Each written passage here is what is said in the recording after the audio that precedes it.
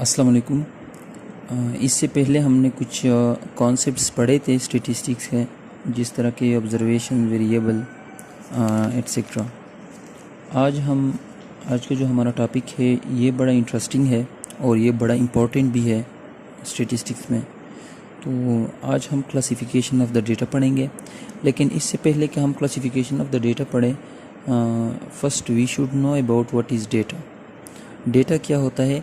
Data raw facts and figure होते हैं। जिस तरह मैंने ऑब्जर्वेशन का कहा था कि observation any sort of numerically recording of information, तो यहाँ पर हम डेटा की अगर बात करें तो वही ऑब्जर्वेशन, अगर ढेर सारे ऑब्जर्वेशन है, सेट ऑफ ऑब्जर्वेशन है, तो उसको हम डेटा कहेंगे। यानी रॉ फैक्ट्स एंड फिगर होता है अनप्रोसेस्ड फॉर्म में, यानी प्रोसेस्ड नहीं की होती है, उसे हम डेटा कहते हैं। आज हम आते हैं क्लासिफिकेशन के ऊपर। तो क्लासिफिकेशन को अगर हम देखें, the process of dividing A set of observations और ऑब्जेक्ट्स इनटू क्लासेस और ग्रुप्स इन सच अ वे, यानी क्लासिफिकेशन ऑफ द डेटा क्या है कि the process of dividing A set of observations, set of observations है उसके डिवाइडिंग का जो प्रोसेस है, यानी डिवाइड करने का जो प्रोसेस है इन क्लासेस और ग्रुप्स में। जब हम किसी सेट ऑफ ऑब्जर्वेशंस को मखसूस क्लास और ग्रुप्स में डिवाइड करते हैं, तो इस प्रोसेस को, यानी डिवाइडिंग प्रोसेस को, हम क्लासिफिकेशन ऑफ डेटा कहते हैं। और ये क्लासिफिकेशन कैसे होनी चाहिए और कैसे होगी?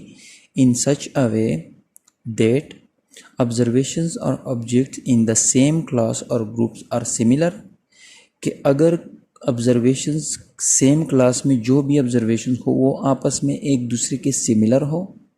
जिस तरह के अगर हम फॉर एग्जांपल पॉपुलेशन का एक घर का हम डेटा लेते हैं, तो घर में हम अगर क्लासेस बनाते हैं तो हम गर्ल्स का एक अलग क्लास बनाएंगे और मेल का अलग क्लास बनाएंगे।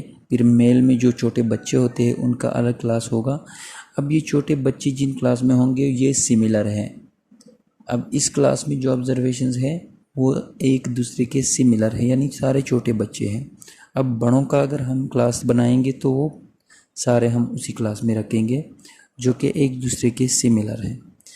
एंड द सेकेंड थिंग, जो सेकेंड इसका कैरेक्टरिस्टिक है क्लासिफिकेशन ऑफ द डेटा का, वो है ऑब्जर्वेशन और ऑब्जेक्ट इन ईच ग्रुप और class are dissimilar to the observations और ऑब्जेक्ट इन अदर ग्रुप। यानी जिस क्लास में हम जिन डेटा को रखते हैं वो डेटा, एक क्लास का डेटा आपस में सिमिलर होना चाहिए, लेकिन एक क्लास का डेटा जिसको हमने एक क्लास में रखा हुआ है वो दूसरे क्लास के डेटा से डिसिमिलर होना चाहिए, यानी एक क्लास का डेटा दूसरे क्लास से मैच ना करता हो। क्लासिफिकेशन में हमने ये चीज़ पढ़ा कि डिवाइडिंग ऑफ द डेटा या dividing of the set of observation in the groups or classes in such a way that observations or objects in the same class are similar and observations or objects in each class are dissimilar to the other class, के same class में जो भी data पड़ा हुआ है वो similar होना चाहिए और एक क्लास में जो डेटा पड़ा हुआ है वो दूसरे क्लास के डेटा से डिसिमिलर होना चाहिए। बेसिकली हम ऑब्जर्वेशन किस लिए करते हैं, एम्स ऑफ ऑब्जर्वेशन क्या है, वो ये है। पहला एम ये है कि value large set of data होता है, पॉपुलेशन अमाउंट जिससे ऑब्जर्वेशन होते हैं वो बहुत ज़्यादा होते हैं, तो हम कोशिश करते हैं कि उसको कम करें, to reduce large set of data, यानी हम उसको रिड्यूस करना चाहते हैं, कम करना चाहते हैं, इसलिए हम उसके क्लासिफिकेशन करते हैं। To display point of similarity और डिसिमिलरिटी, जिस तरह हमने कहा कि जो भी डेटा होता है क्लासिफिकेशन में वो एक क्लास में जो डेटा पड़ा हुआ है वो सिमिलर होना चाहिए और दूसरे क्लास में जो डेटा पड़ा हुआ है वो उस पहले क्लास से डिसिमिलर होना चाहिए। तो यहाँ पर एम ये है कि हम सिमिलरिटी और डिसिमिलरिटी को भी आइडेंटिफाई कर सके, डिस्प्ले कर सके। तीसरी बात यह है कि अगर हम क्लासिफाइड डेटा की कैलकुलेशन करेंगे तो इसमें मेंटल स्ट्रेन नहीं होगा। मेंटल स्ट्रेन को हम सेव कर सकते हैं, मेंटल जो हमारी कैपेसिटी है उनको सेव कर सकते हैं और आसानी से हम कैलकुलेशन कर पाएंगे।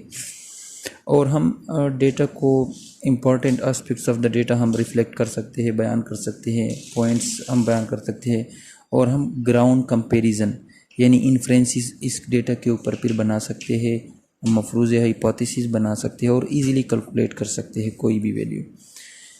प्रिंसिपल्स कौन कौन से हैं? किसी डेटा के क्लासिफिकेशन के जो मेन प्रिंसिपल्स है वो 4 है, यहाँ पर लिखे गए हैं, जिसमें सबसे पहले हैं the classes should be mutually exclusive. जो पहले हमने बात यहाँ पर करी, ये बात जो हमने करी कि जितने भी किसी क्लासिफिकेशन ऑफ द डेटा में अगर क्लासेस है, वो क्लासेस आपस में एक दूसरे के सेम नहीं होने चाहिए, एक दूसरे से अलग थलग होने चाहिए, डिफरेंट होने चाहिए, डिसिमिलर होने चाहिए। The classes should be inclusive. यहाँ पर इसका मतलब ये है कि जो क्लासेस है उनमें जो डेटा पड़ा हुआ है वो डेटा एक दूसरे के सेम होना चाहिए। वो डेटा जो एक क्लास में पड़ा हुआ है वो डेटा सेम होना चाहिए, जो ऑब्जर्वेशंस एक ग्रुप में पड़े हुए हैं। और तीसरी जो मेन प्रिंसिपल है वो ये है कि conventional classification procedure should be adopted. कोई ऐसा वैसा ज़्यादा कैलकुलेटिव और ये ज़्यादा जो लेबरियस मेथड हो वो अप्लाई नहीं करना चाहिए। सिंपल और कन्वेंशनल मेथड ऑफ क्लासिफिकेशन वो अप्लाई कर देना चाहिए। और there should not be so many classes ज़्यादा भी नहीं होने चाहिए, हद से ज़्यादा, ताकि फिर मुश्किल ना बने, और इतने कम भी नहीं होने चाहिए कि हम 2 या 3 क्लासेस में सारे डेटा को रखें। यानी क्लासेस भी अच्छे से होनी चाहिए, ना बहुत ज़्यादा और ना बहुत कम। अगर आपको लगता है कि ये वीडियो आपके लिए हेल्पफुल है तो प्लीज़ चैनल को सब्सक्राइब करें और बेल आइकन के निशान को प्रेस करें ताकि हर नई आने वाली वीडियो की नोटिफिकेशन आप तक पहुँचे। Thank you.